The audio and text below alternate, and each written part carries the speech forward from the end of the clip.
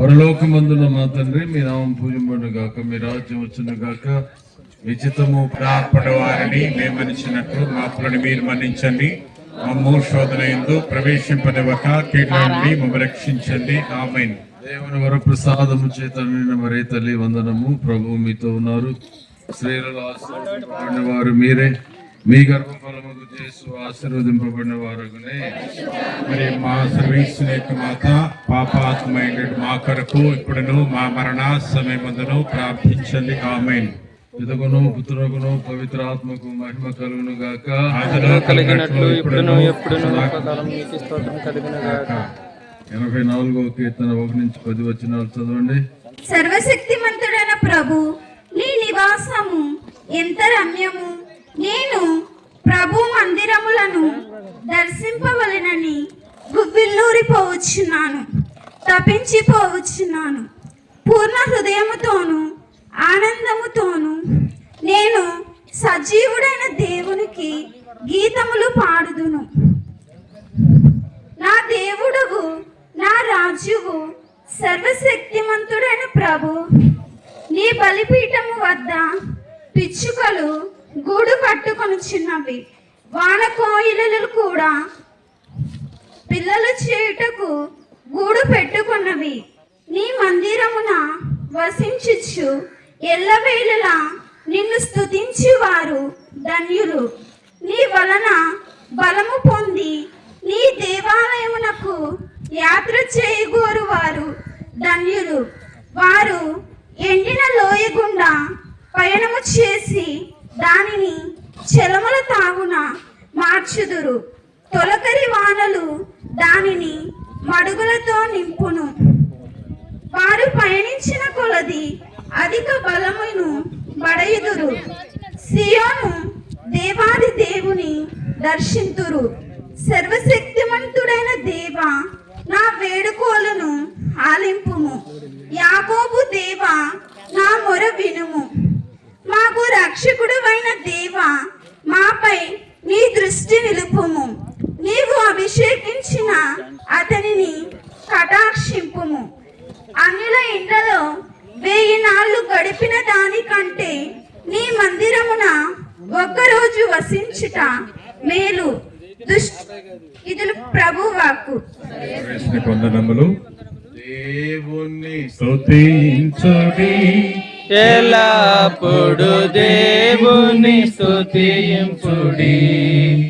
ఆ దేవుని స్తుతించుడి, ఎల్లప్పుడు దేవుని స్తుతించుడి. ఆయన బలమును ప్రసిద్ధి చేయ, ఆయన బలమును ప్రసిద్ధి చేయ.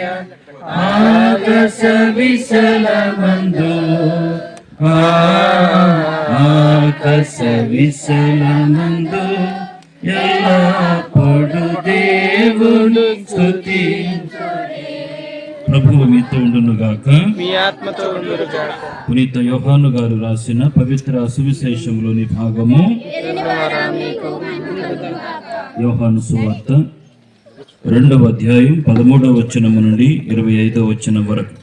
యూదుల పాస్కా పండుగ సమీపించుటొచ్చి యేసు యెరూషలేమునకు వెళ్ళెను. దేవాలయములో ఎడ్లను గొర్రెలను పావురములను అమ్మవారిని డబ్బులు మార్చువారిని ఆయన చూచెను. ఆయన త్రాళ్లతో కొరడాపేని గొర్రెలను ఎడ్లను అన్నింటినీ ఆలయము వెలుపలకు తోలెను. డబ్బులు మార్చువారి నాణెములను చిమ్మివేసి బల్లలను పడత్రోసెను. పావురములను అమ్ము వారితో, వీనిని ఎక్కడి నుండి తీసుకొని పొండు, నా తండ్రి ఇంటిని వ్యాపార గృహముగా చేయవలదు అని చెప్పెను. నీ గృహమునందు నాకు గల ఆసక్తి నన్ను దహించును అను లేఖనమునందలి వాక్యము శిష్యులకు అప్పుడు తలపునకు వచ్చెను. యూదులు అప్పుడు ఆయనతో, నీవి కార్యములు చేయుటకు మాకు ఎట్టి గురుతును చూపెదవు అని ప్రశ్నించిరి. అందుకు యేసు, ఈ ఆలయమును మీరు పడగొట్టుడు, నేను దీనిని 3 రోజుల్లో లేపుదును అని వారికి సమాధానమిచ్చెను. ఈ ఆలయ నిర్మాణమునకు 46 సంవత్సరములు పట్టినవి. నీవు వీరిని 3 రోజుల్లో లేపుదువా అని యూదులు తిరుగా ప్రశ్న వేసిరి. కానీ వాస్తవముగా ఆయన పలికినది, తన శరీరము అను ఆలయమును గురించి. ఆయన మృతుల్లో నుండి లేచిన పెదప ఈ మాటలు శిష్యులు జ్ఞప్తికి తెచ్చుకొనిరి. వారు లేఖనమును యేసు చెప్పిన మాటను విశ్వసించిరి. యెరూషలేములో పాస్కా పండుగ సందర్భమున ఆయన చేసిన అద్భుత కార్యములను చూచి అనేకులు ఆయన యందు విశ్వాసముంచిరి. కానీ యేసు వారిని అంతగా నమ్మలేదు.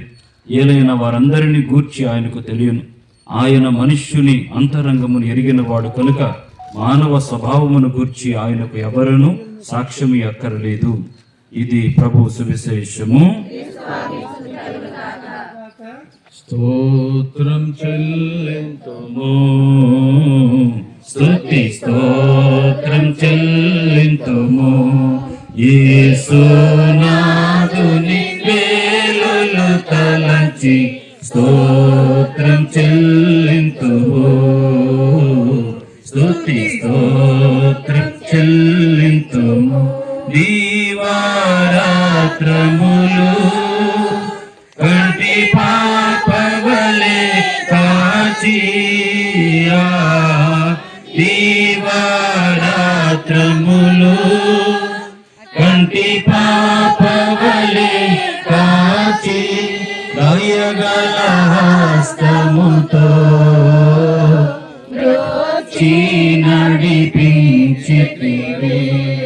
దయగల హస్తముతో బ్రోచి నడిపించితివి.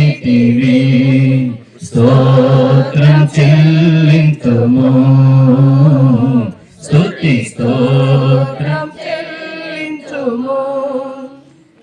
సకల ప్రజావళికి తండ్రి అయిన ఓ దేవా, ఈ మూలరాయి ఆశీర్వాదానికి మమ్మందరిని ఇతడు చేర్చినందుకు మీకు వందనములు అర్పించుచున్నాము.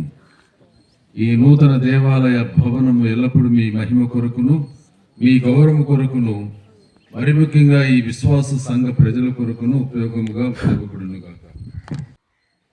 సర్వశక్తి గల ఓ దేవా, మేము స్తుతించుచున్నాము.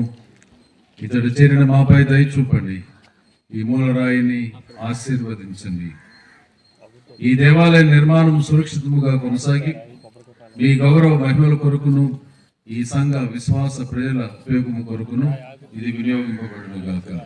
ఆ ప్రభు అయిన క్రీస్తు ద్వారా ఈ మనవి చేయుచున్నాము.